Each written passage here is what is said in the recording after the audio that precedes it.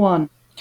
Oi, professora, bom dia. Eu tô gravando esse vídeo e eu vou deixar ele nesse comentário aqui, tá? Para você assistir sobre... Eu falando um pouquinho do contexto de aprendizagem das situações problema, tá?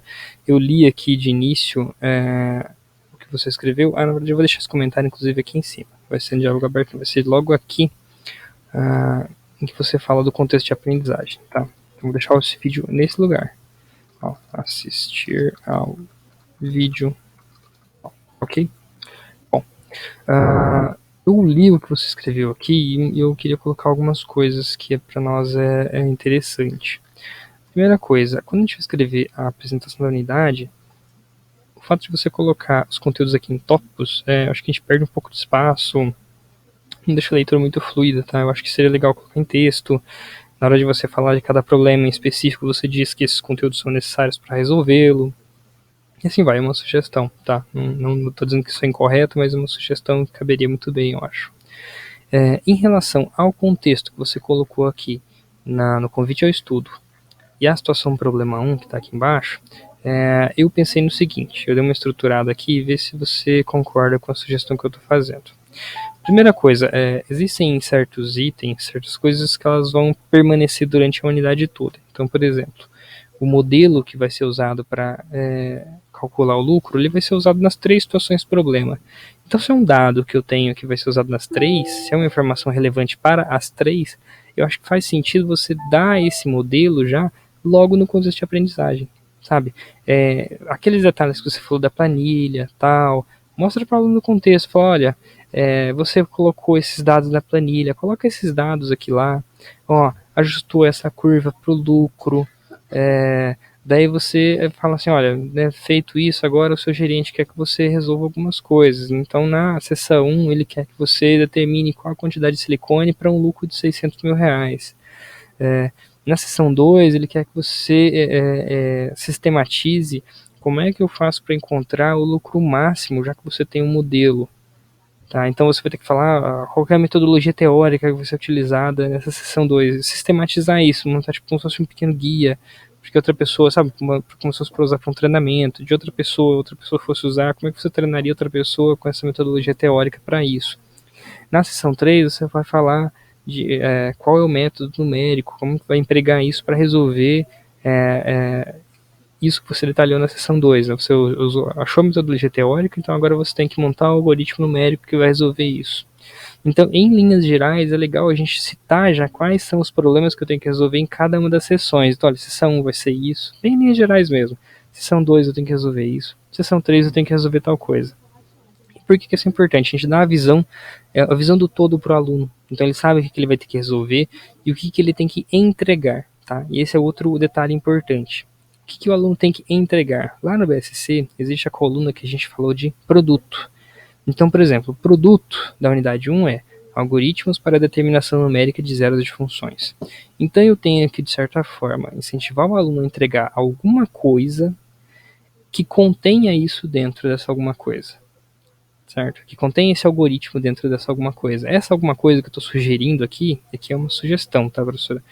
É como se fosse um relatório, tá, pro gerente. Então, olha, aluno, aqui então, no final, na sessão 3, você vai ter que compilar um relatório com a síntese de todos os passos que você fez na sessão 1, 2 e 3, incluindo os algoritmos numéricos necessários para resolver cada um dos problemas. Então, deixar claro para o aluno o que ele tem que entregar ao final da unidade 1. De modo que, então, a cada sessão ele vai fazer essa construção, passo a passo, e somando itens a este relatório, de modo que na sessão 3 ele vai entregar esse relatório para o gerente, tá certo? Então é legal a gente delimitar isso e deixar claro para o aluno, tá? E nesses relatórios tem que incluir os algoritmos, porque a construção de algoritmos é o produto da unidade. Então tem que dar alguma coisa ao aluno para ele fazer, de modo que ele construa este produto, né, que são os algoritmos. E em relação à planilha, professor, até acho uma ideia para problema 1 aqui, eu queria dar uma sugestão, que em vez de a gente usar os valores em reais, talvez seria legal dar os valores em milhões de reais. Por quê? Quando eu dou valores em milhões de reais, uma casa decimal faz uma diferença. 0,1 milhão são 100 mil reais. Então, para o aluno perceber que às vezes as casas decimais fazem uma diferença muito grande na prática. Poxa, uma casa decimal que eu errei ali, são 100 mil reais que ele vai ter que arcar de prejuízo, ou ele vai ter que mostrar erros nos cálculos deles. Então, eu acho que valeria a pena a gente colocar aqui em milhões de reais, ou em milhares de reais, talvez, sabe, para mostrar a importância das casas decimais, e aqui os erros, né, que você vai falar na seção 1, para que esse aluno consiga pensar melhor nesse erro que vai estar associado à planilha, tá? É uma sugestão, eu acho que caberia muito bem, ficaria muito legal e daria esse foco para o aluno. Então, pensando assim, a primeira página ali, que é o contexto de aprendizagem, uma visão geral disso. Aqui, como você colocou quais os conteúdos que nós teremos em cada uma dessas sessões, talvez você pudesse colocar ele em texto corrido, a hora que eu vou falar do problema. Olha, na sessão 1 você vai tratar de tal coisa. Para resolver este problema, né, você vai precisar de tais e tais conteúdos. Então, esses conteúdos serão tratados na sessão 1. Na seção 2 você vai ter esse outro problema para resolver. E para resolver isso, você vai precisar de tais e tais conteúdos. E assim vai. Então fica uma coisa mais fluida e ao mesmo tempo você diz para o aluno, esse problema precisa desse conteúdo para ser resolvido. Para dar uma certa importância ao conteúdo que ele vai estar vendo. Tá, ok? Aqui nas situações problema, né, eu já coloquei de sugestões até para 3, mas é somente essa 1 que está aparecendo nesse primeiro arquivo. Né? Então o que você vai fazer na página aqui do diálogo aberto quando a gente chega aqui? Como eu já dei esse problema em linhas gerais, eu disse mais ou menos o que vai ser feito, é detalhar ele mesmo. Dar os detalhes do seu problema, diz para o aluno que determinar um lucro de 600 mil, precisa achar uma quantidade e tal, mostra um gráfico dizendo qual que vai ser a análise que vai ser feita, sabe? Detalhe o problema para o aluno e tenta colocar algumas questões investigativas. O que você tem que fazer? Às vezes você não precisa nem colocar o gráfico e tudo mais, perguntar assim, olha, mas o que você precisa fazer? Qual que é o passo que eu tenho que tomar aqui? Porque lá na resolução você coloca esses itens também, o gráfico, coloca o equacionamento, sabe? A ideia de hora de propor a situação, um problema, é instigar o aluno e deixar ele tentar pensar nela.